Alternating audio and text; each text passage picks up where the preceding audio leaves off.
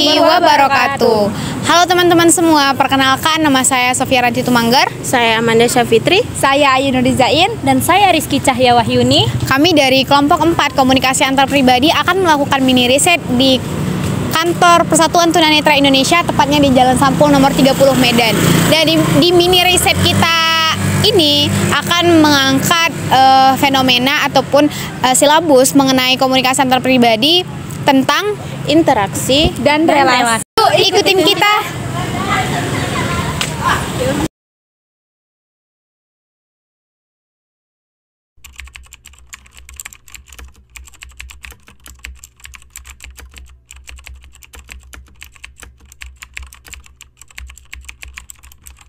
Nah, komunikasi antar pribadi ini kayak bagaimana sih cara orang ngobrol ataupun berbagi informasi gitu kepada orang yang tidak lebih dari 3 orang gitu. Nah, kita ini kayak tertarik nih Bang, soalnya kita ditugasin kan untuk penelitian di lapangan gitu kan.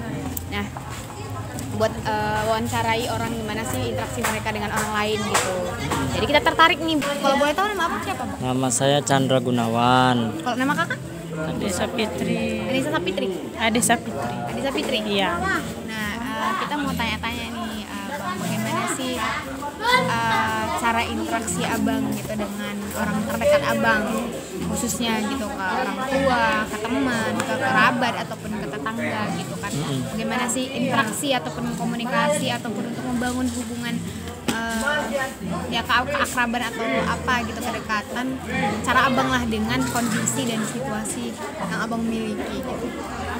Gimana ya, kalau saya sih orangnya kalau komunikasi dengan antara orang terdekat sih santai-santai aja gitu. Artinya kan hubungan komunikasi kami cukup baik gitu kan, antara sahabat ataupun keluarga.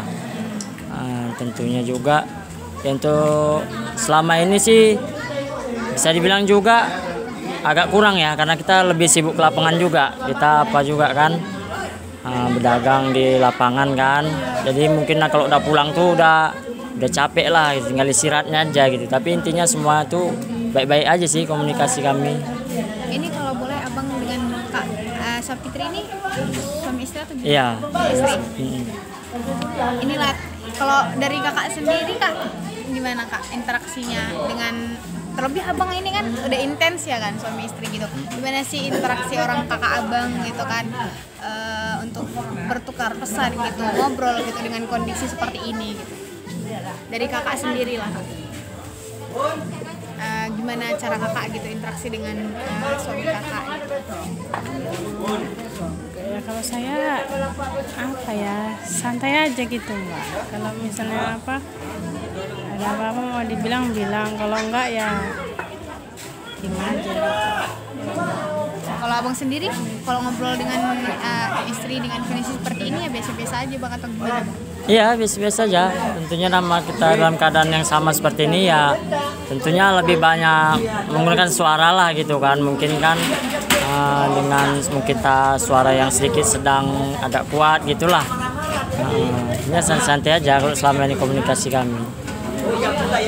Terus lalu ada nggak kesulitan gitu yang dihadapi oleh abang sendiri berkomunikasi? Belum, sejauh ini belum.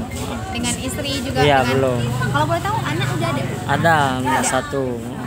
Umur berapa? 16 bulan. Oh, 16 bulan. Masih kecil, masih bayi. Iya, Ya, si kan? bayi. Kalau ini terkait dengan abang jualan gitu kan Bang. Kalau interaksi abang dengan penjualan dengan orang-orang yang pembeli abang itu gimana? Ya tentunya kita banyak menggunakan gimana ya, ramah tamahnya lah ditingkati supaya menarik pelanggan. Tentu kita kan berjualan tuh nggak harus diam aja monoton kan. Iya. Kita harus tawar menawarkan. Kalau kesulitan untuk menghadapi orang-orang pembeli abang itu atau orang-orang terdekat abang lah itu apa Bang? Atau memang Alhamdulillah untuk sejauh ini saya nggak pernah mengalami kesulitan dalam segi apapun saya bermasyarakat. Saya nggak pernah mengalami kesulitan gitu. Karena kalau saya sih model orangnya optimis aja gitu, apapun dalam keadaan di tengah-tengah masyarakat itu optimis gitu, nggak pernah bawa pusing gitu aja.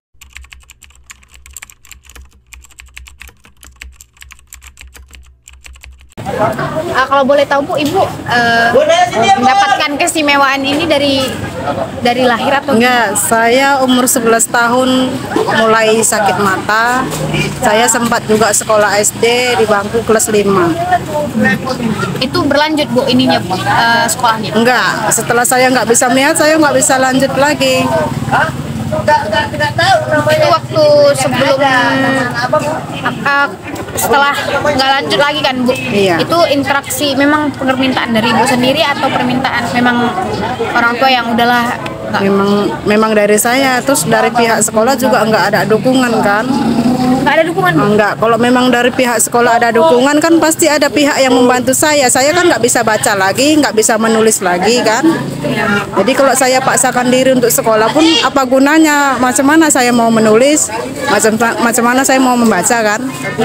Terus waktu itu kan sebentar lagi mau ujian. Kalau memang dari pihak sekolah mengizinkan saya untuk ikut ujian, pasti kan ada pihak yang membantu saya. Kayak misalnya ada yang bacain kan, saya lah tinggal menjawab, orang itulah yang menuliskan kan gitu kan. Nah, tapi nggak ada yang seperti itu. Jadi untuk apa saya lanjutkan? Ya itu Bu. Lalu Bu, kalau boleh tahu Ibu sudah bekerja? Hah? Ibu sudah punya keluarga? Oh, saya sudah berumah tangga, sudah punya anak. Oh, iya, anak Ibu berapa kalau Anak saya 1, umur? 3 tahun 5 bulan. 3 tahun 5 bulan ya. Kalau boleh tahu Ibu bekerja tidak Bu? Bekerja juga, saya bekerja sebagai ibu rumah tangga. Saya juga bekerja jualan kerupuk, kadang mijat, itulah. Oh, itulah Bu. Jadi kalau Ibu cara Ibu berinteraksi ataupun apa ya berhubungan gitu kan, lalu berbicara gitu, membagikan informasi gitu kepada orang-orang. Kalau boleh tahu gimana Bu cara Ibu gitu dengan kondisi Ibu seperti ini gitu, tidak melihat. Kalau menurut saya seperti biasa, seperti halnya kayak adik-adik inilah yang melihat gitu kan. Ya seperti berkomunikasi dengan tetangga ya biasa aja. Hanya keadaan aja yang membedakan. Kan ada nggak Bu kayak kesulitan gitu pas kita ngajak ngobrol ataupun orang ngobrol ke kita, ada nggak Bu yang Ibu rasakan? Ada, kalau kesulitannya ada, tapi nggak banyak. Apa aja itu Bu kalau boleh tahu? Ya kadang kita kan ya seperti inilah kita kira orang yang kita ajak bicara masih ada di sekitar kita. Nggak taunya kita ngomong-ngomong sendiri, orangnya pergi nggak permisi. Kita kan nggak lihat. Terkadang memang seperti itu Bu. Iyalah kita kalau kita berkomunikasi sama orang yang melihat kan kadang kan orang itu pergi mendadak nggak bilang-bilang aku ke sana ya kan, kita kan nggak tahu dia pergi, kita ngomong-ngomong sendiri lah jadinya.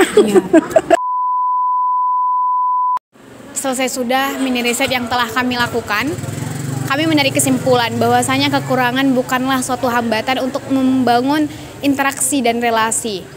Dan ketahuilah teman-teman, tetaplah bersyukur atas apa yang telah kita miliki dan tetaplah menjadi individu yang selalu memperbaiki hubungan interaksi dan relasi antara sesama.